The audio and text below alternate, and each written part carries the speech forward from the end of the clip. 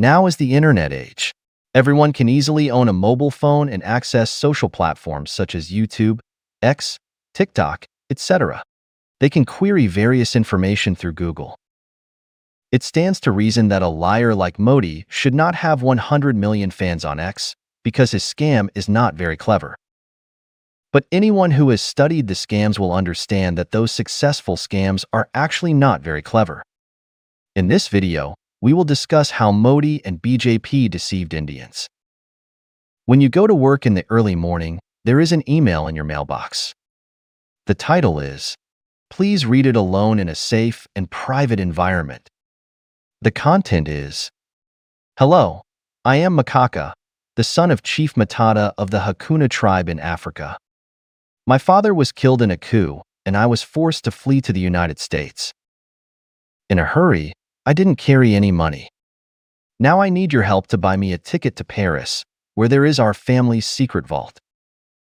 If you transfer $1,000 to the following account, you can help a prince in crisis, and I will pay $100,000 as a reward.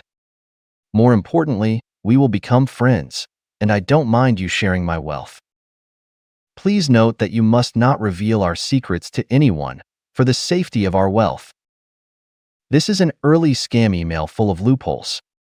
In the eyes of normal people, such an email can't even fool their own dogs, so how can anyone really transfer money to the scam account? However, the fact is that such scams can often deceive a large number of people. First of all, the sender of the email did not intend to deceive smart people. Their goal is to deceive those who lack common sense and logical reasoning ability. After all, there is no difference between the US dollars of fools and the US dollars of smart people. For those who can see the flaws in the email, even if you make up a more perfect story, you may not be able to succeed in defrauding. And those fools who are easily fooled do not need impeccable stories. Yes, you may not believe it, but most people in the United States don't know where Africa and India are. Many people can't find Beijing on the map, but they are willing to believe that the Chinese have taken their jobs. Modi and BJP are very clear about this. They never intend to deceive the Indian elite.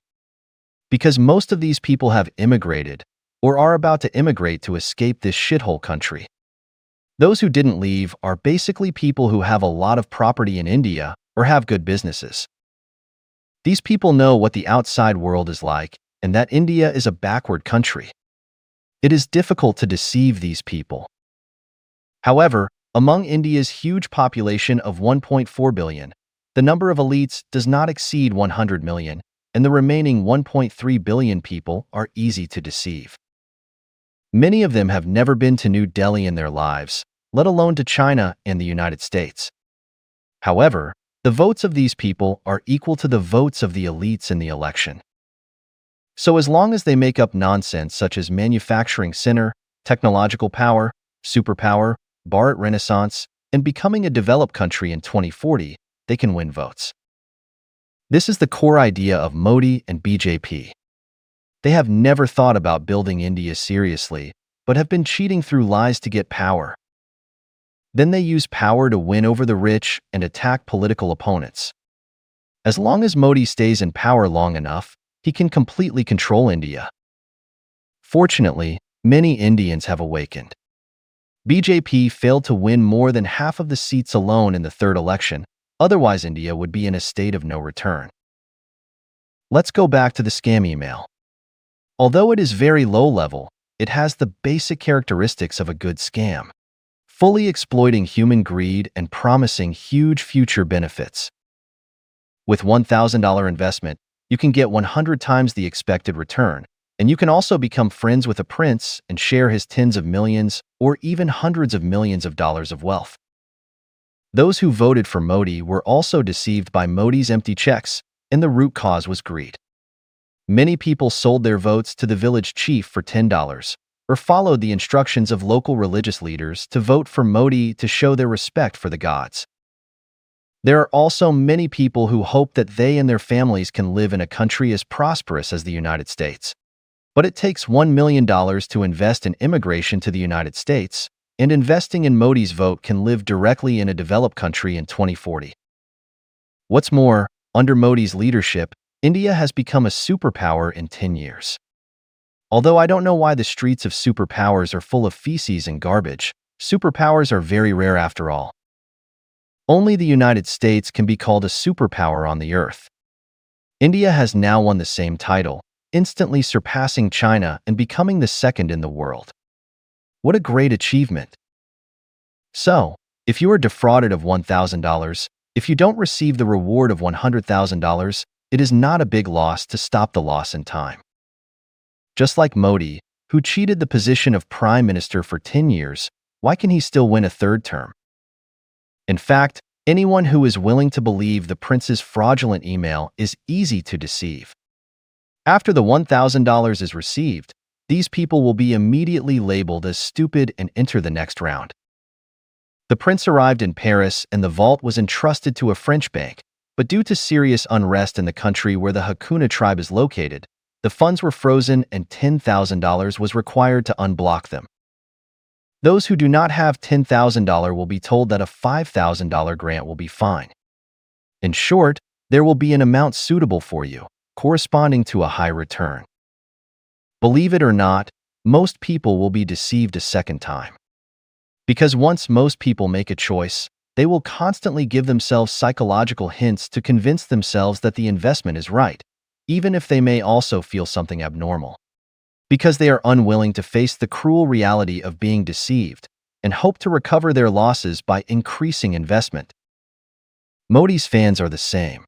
They chose Modi and BJP, chose to believe the nonsense of Bharat's revival, and were shrouded in Modi's soap bubble.